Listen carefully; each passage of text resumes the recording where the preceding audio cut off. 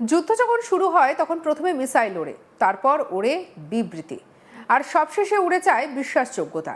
এই কাহিনীটাও ঠিক সেরকমই। একদিকে পৃথিবীর সব থেকে শক্তিশালী দেশ, যার মুখে প্রযুক্তির গর্ব, সামরিক অহংকার, আকাশ দখলের হুঙ্কার, আর অন্যদিকে ইরান, যাকে সকাল থেকে বিকেল পর্যন্ত প্রায় মৃত ঘোষণা করে দেওয়া হচ্ছিল। তারপর কয়েক ঘন্টার মধ্যে এমন এক দৃশ্য তৈরি হলো যা দেখে মনে হয় যুদ্ধক্ষেত্রের স্ক্রিপ্ট কোনো স্ট্যান্ড আপ কমেডিয়ান লিখেছে। দুপুরে আমেরিকার প্রেসিডেন্ট ডোনাল্ড ট্রাম্প বুক ফুলিয়ে বললেন, আমরা যেখানে খুশি উঠছি, কেউ আমাদের দিকে গুলিও চালাচ্ছে না। এই এক লাইনের ছিল সুপার পাওয়ারি আত্মবিশ্বাস, টিভি ক্যামেরার সুলভ দম্ভ, আর সেই পরিচিত সাম্রাজ্যবাদী ভঙ্গি। যেন আকাশেও এখন তিনি একেবারে যেন আকাশকে লিজে নিয়ে ফেলেছে ওয়াশিংটন, এমনই যেন তার মন্তব্যে উঠে এলো। এর কয়েক ঘন্টা পর খবর এলো, ইরানের আকাশে এক American F-35 stealth fighter jet আঘাত পেয়েছে। হ্যাঁ, সেই F-35, যে জেটের নাম শুনলে প্রতিরক্ষা প্রদর্শনীতে আলোর তেজ বাড়ে, কূটনৈতিক বৈঠকে বুকের ছাতি চওড়া হয়, আর অস্ত্র ব্যবসায়ীদের চোখে ডলার চিহ্ন জ্বলে ওঠে। সেই জেট নাকি জরুরি অবতরণে বাধ্য হয়েছে। পাইলট প্রাণে বেঁচে গেছেন। সেটা মানবিক দিক থেকে নিঃসন্দেহে ভালো খবর, কিন্তু রাজনৈতিক দিক থেকে আহা, ওটা তো একেবারে দামি অহংকারে ছ্যাঁকা লাগার মতো লাইভ সম্প্রচার। প্রেস কনফারেন্সের আকাশ আর বাস্তবের আকাশ এক নয়। আমেরিকার সমস্যাটা অনেক সময় প্রযুক্তিতে নয়, গল্প বলায়। তারা শুধু যুদ্ধ করে না, যুদ্ধকে ব্র্যান্ড করে। শুধু বোমা ফেলে না, সঙ্গে সঙ্গে একটা গল্পও ছাড়ে। আমরাই সেরা, আমরাই নিয়ন্ত্রক, আমাদের প্রযুক্তি অদ্বিতীয়, শত্রু কার্যত শেষ, এমন নানা কথা বলতে শোনা যায় আমেরিকাকে। আসলে তারা দম্ভ করে। কিন্তু যুদ্ধের একটা খারাপ অভ্যাস আছে, সে মাঝে মাঝেই প্রেস ব্রিফিং পড়ে না।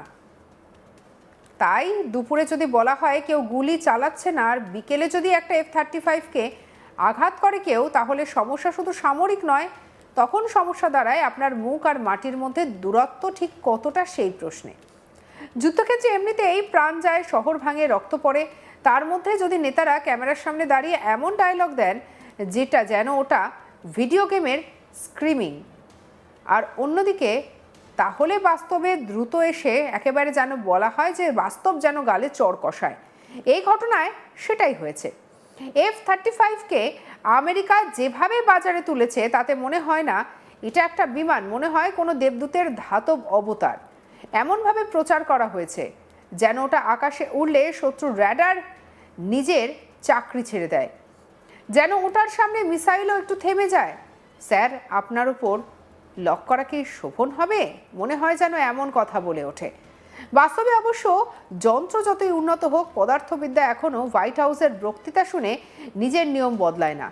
F-35 হচ্ছে আমেরিকার সামরিক ইন্ডাস্ট্রির অহংকারের ল্যামিনেটেড পোস্টার, $1 ট্রিলিয়ন প্রকল্প, বিশ্বের নানা দেশের কাছে রপ্তানি, মিত্র জোটের কেন্দ্রবিন্দু, শক্তির প্রতীক, স্টেলথের মহাকাব্য। আর এই মহাকাব্যের মাঝখানে যদি হঠাৎ একটা আগুনের দাগ দেখা যায়, তাহলে সেটা কেবল ধাতুর গায়ে লাগে না, লাগে ভাবমূর্তির গায়ে। কারণ মানুষ যুদ্ধের টেকনিক্যাল রিপোর্ট পড়ে না, মানুষ ছবি দেখে, মানুষ প্রতীক বোঝে, মানুষ শোনে অজেয় জেট, তারপর শোনে আঘাত পেয়েছে, এবং তারপরই শুরু হয় আধুনিক ভূ রাজনীতির সব থেকে নির্মম অনুষ্ঠান, মিম যুদ্ধ। স্টেলথ মানে অদৃশ্য নাকি দামি ভুল বোঝাবুঝি, এই প্রশ্ন উঠেছে। স্টেলথ শব্দটা এমনভাবে ব্যবহার করা হয় যেন বিমানটা একবার আকাশে উড়ল আর সঙ্গে সঙ্গে হ্যারি পটারের অদৃশ্যতার চাদর গায়ে চাপিয়ে দিল। আসলে ব্যাপারটা ঠিক তেমন নয়। স্টেলথ মানে হলো আপনাকে ধরা কঠিন, ধরা অসম্ভব নয়। আর এই কঠিন আর অসম্ভবের মাঝখানে যে পার্থক্য, সেটাই সামরিক ব্রশিওরের সব থেকে বড় চালাকি। র্যাডারে কম ধরা পড়া মানে আপনি অস্তিত্বহীন নন। আপনার তাপ আছে, আপনার গতি আছে, আপনার উড়ানের ধরন আছে, আপনার অস্ত্রবহন আছে, আপনার সিগনেচার আছে। আর শত্রু যদি যথেষ্ট ক্ষুধার্ত, ধৈর্যশীল আর একগুঁয়ে হয়, তাহলে সে আপনাকে খুঁজতে থাকবে যতক্ষণ না খুঁজে পায়।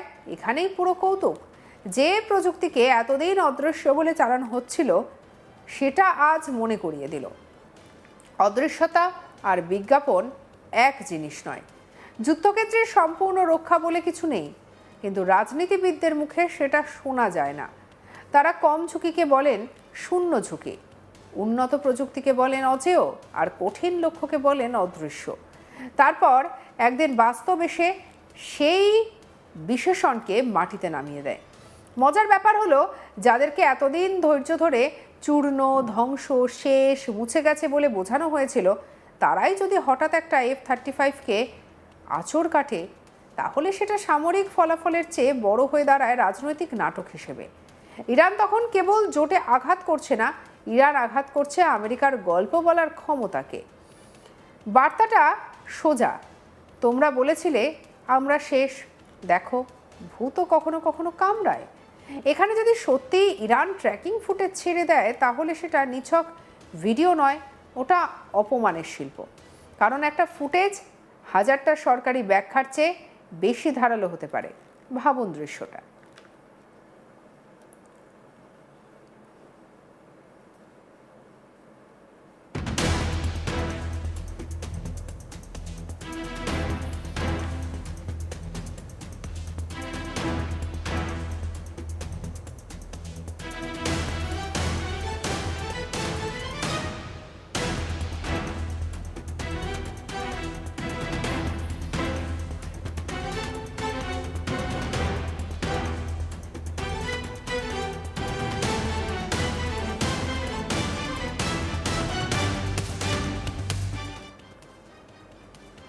একদিকে দুপুরবেলার ঘোষণা, কেউ গুলি ছোড়ে না, আর অন্যদিকে বিকেলের ফুটেজ। তাহলে এটা কি?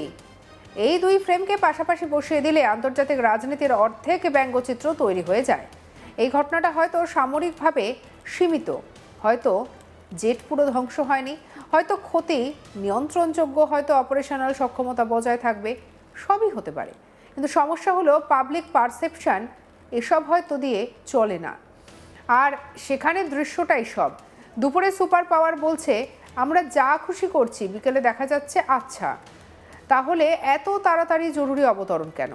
এটা ঠিক সেই রকম যেমন কেউ লাইভ ক্যামেরার সামনে দাঁড়িয়ে বলে আমার বাড়ির দরজা এত সুরক্ষিত যে চোর ঢুকতেই পারবে না, আর আধ ঘন্টা পর দেখা গেল জানলা দিয়ে টিভি বেরিয়ে যাচ্ছে।